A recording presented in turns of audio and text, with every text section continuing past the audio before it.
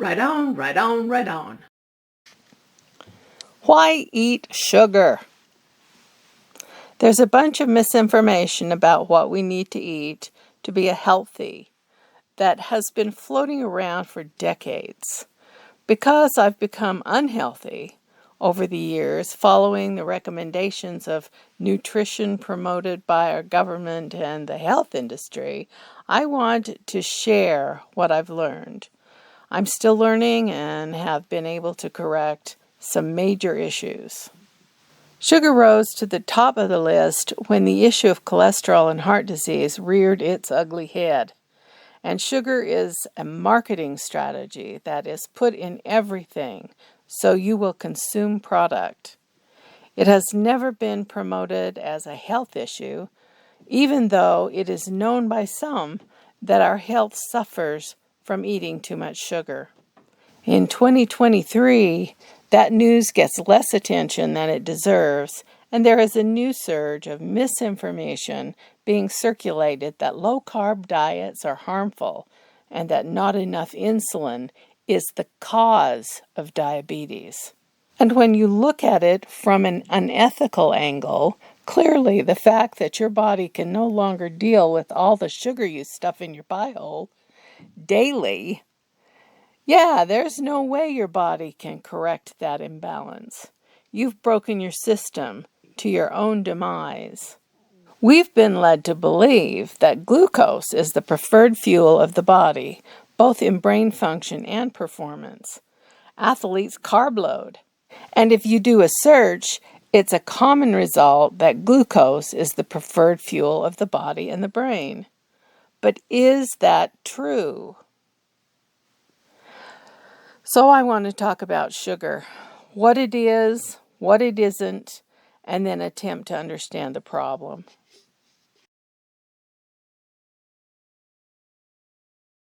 What exactly is sugar? When the word sugar is spoken, the first thing that comes to mind is the white crystal sugar we are most familiar with, table sugar.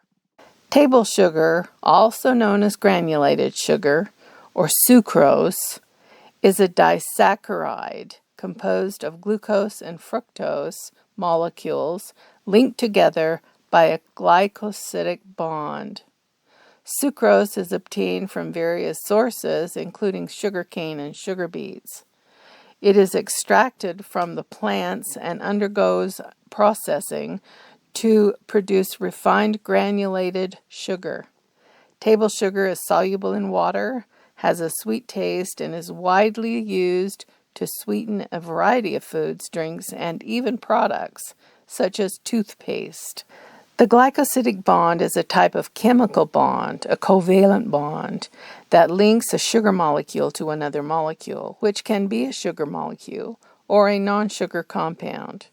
It is formed through a condensation reaction, where the hydroxyl group of one sugar molecule reacts with the hydroxyl or other functional group of another molecule, resulting in the formation of a glycosidic bond and the release of a molecule of water. The formation of glycosidic bonds plays a crucial role in the construction of complex carbohydrates, such as disaccharides and polysaccharides. These bonds provide structural stability to the polysaccharide molecules and determine their physical and chemical properties. The specific type of glycosidic bond formed depends on the participating functional groups and the orientation of the sugar molecules. Different glycosidic bonds can have distinct chemical properties and biological functions.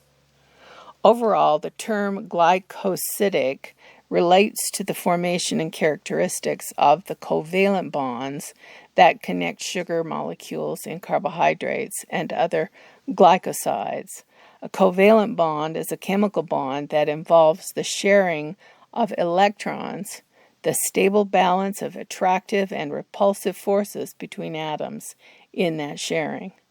The term sugar seems to be flung about willy-nilly. It's used to name all kinds of things, but gets really confusing when looking into the sugar abyss. As well, carbohydrate and saccharide get flung about as though they mean the same thing as each other. So far as I can tell, the term sugar is a generic term used to describe a class of sweet-tasting soluble carbohydrates. A carbohydrate is a biomolecule consisting of chemically bonded carbon, hydrogen, and oxygen atoms in all kinds of configurations. In biochemistry, it is a synonym of saccharide. Saccharides are a general class of organic compounds commonly referred to as sugars. This is confusing, right? So let me see if I can clarify. There's the language of the people who clearly know what sugar is. We use it every day. Then there's the language of science that makes it confusing and confounded, so it's difficult to know what the hell they are actually talking about. Me trying to figure this out. First, I'm going to talk about carbohydrates, then saccharides, then sugar. We'll see. Carbohydrates are the most abundant biomolecules on Earth. From a chemical viewpoint, carbohydrates are primarily a combination of carbon and water, and many of them have the empirical formula CH2ON, where N is the number of repeating units. This view represents these molecules simply as hydrated carbon atom chains in which water molecules attach to each carbon atom, leading to the term carbohydrates. Although all carbohydrates contain carbon, hydrogen, and oxygen, there are some that also contain nitrogen, phosphorus, and or sulfur.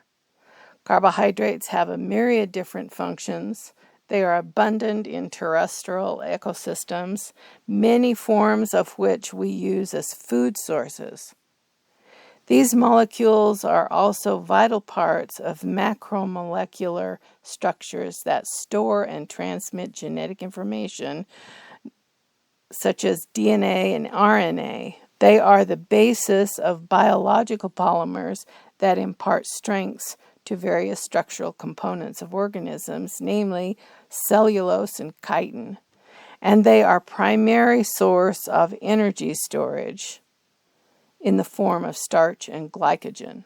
Saccharides are the classification system of carbohydrates, designating molecules from simple to complex. So carbohydrates encompass a broad range of compounds that include in each a sugar molecule combined with saccharides and other assorted derivatives and polymers. Saccharides are classified in various groups based on their chemical structure and the number of sugar units they contain. There are monosaccharides, disaccharides, trisaccharides, polysaccharides, oligosaccharides, homopolysaccharides, and heteropolysaccharides, indicating the different levels of complexity in the structure and composition. Carbohydrates are broken down into sugar molecules during digestion. Not all carbohydrates are classified as sugars due to their diverse chemical structures and functions in the body. The statement, all sugar is carbohydrate, but not all carbohydrate is sugar, captures this condition. During digestion, carbohydrates are broken down into their simplest form, which is usually glucose, and then absorbed into the bloodstream to provide energy to the body's cells. So while not all carbohydrates are sweet or chemically classified as sugars, they always carry a component of sugar molecule. Carbohydrate digestion primarily occurs in the gastrointestinal tract, starting from the mouth and continuing through the stomach and small intestine.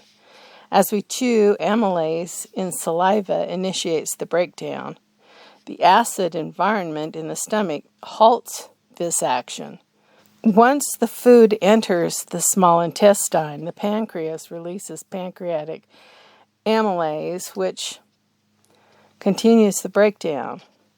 The majority of carbohydrate digestion occurs in the small intestine. These monosaccharides are transported across the lining of the small intestine and into the bloodstream. From the bloodstream, they go directly to the liver, where they undergo further processing and distribution. The liver helps regulate blood sugar levels and stores excess glucose as glycogen. The final step is the absorption of the monosaccharides. Glucose and galactose are absorbed via an active transport mechanism. Fructose is absorbed through a facilitated diffusion process. The absorption of glucose and fructose differ in terms of the transport mechanisms involved and the efficiency of absorption. The fundamental difference between glucose and fructose is glucose can be used by every cell of the body. Fructose can only be used by the liver. The body has an intricate system for regulating blood glucose levels to maintain homeostasis. When glucose enters the bloodstream, the pancreas releases insulin to help transport that glucose into the cells. Insulin helps regulate blood sugar levels and prevents excessive amounts of glucose from accumulating in the bloodstream. If the intake of too many carbohydrates exceeds the body's immediate energy needs, the excess glucose is typically stored in the liver and muscles as glycogen. However, there is a limit to how much glycogen the body can store. Once the glycogen stores are full, any additional glucose will be converted to and stored as fat.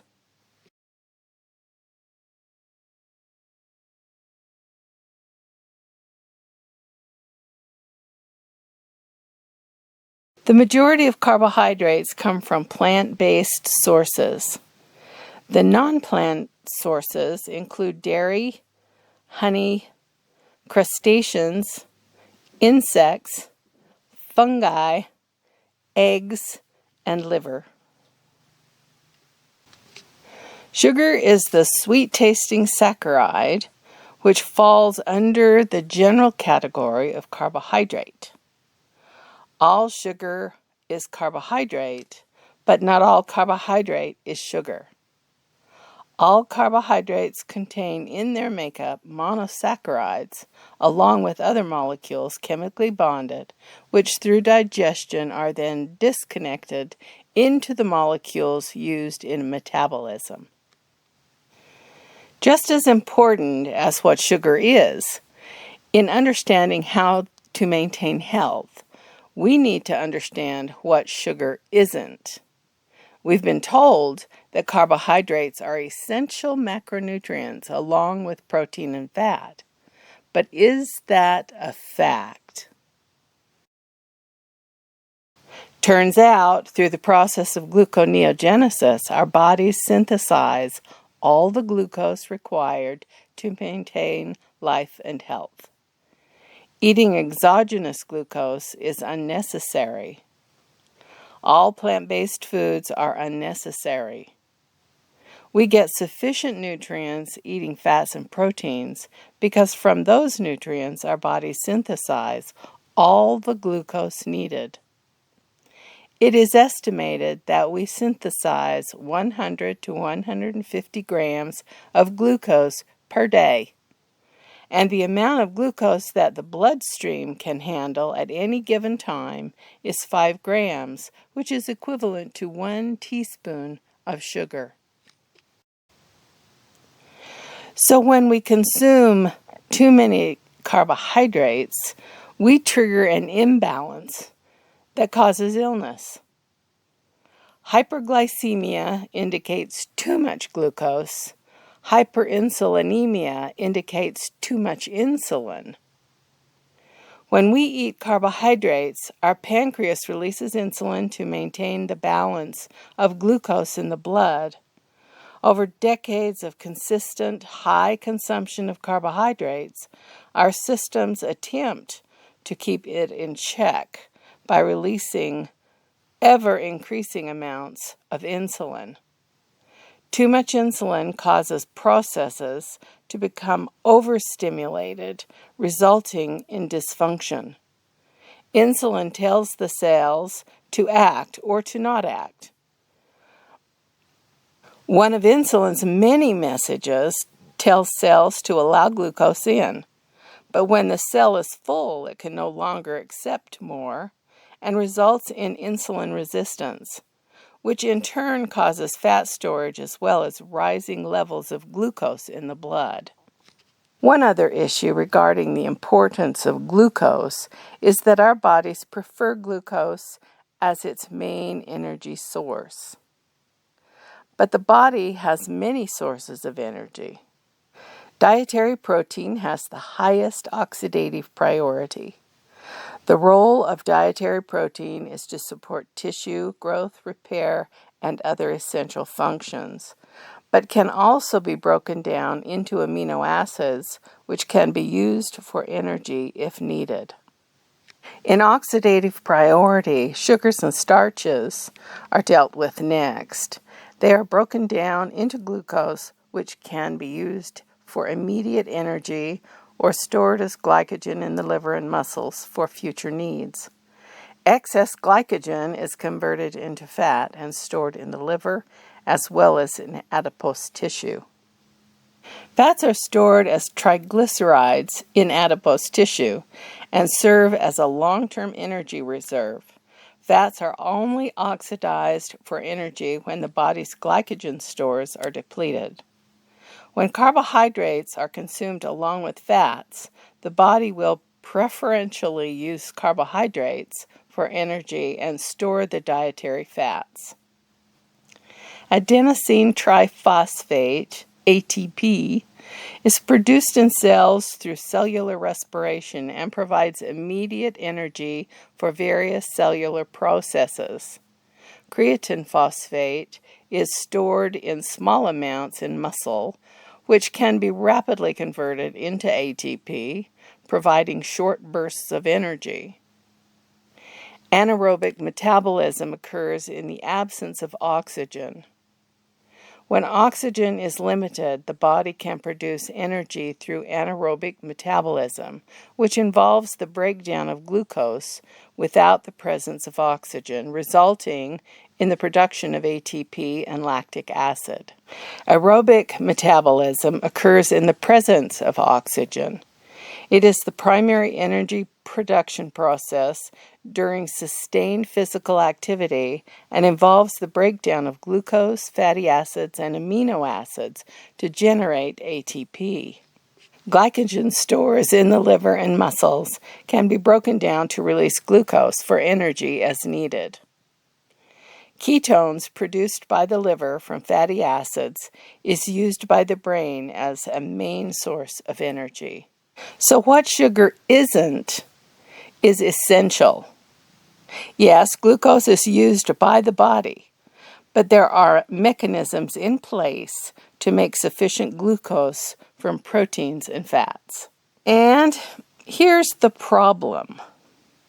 We are eating carbohydrates as the base of the suggested nutritional pyramid. We already have all the glucose we need from fats and proteins. Then add 55% of our calories in the form of carbohydrates. We overwhelm the system set in place to keep it at balance. On top of that, pies, cakes, and donuts. Not to mention all the junk foods we snack on all day long. Well, it's too much. Eventually, we break down and the symptoms of illness, which are blamed on getting older, overwhelm our bodies. Then we die. So when should we consume carbohydrates? Well, to prevent starvation. Otherwise, an occasional celebratory event like, well, that Christmas orange. Hey, thanks for watching.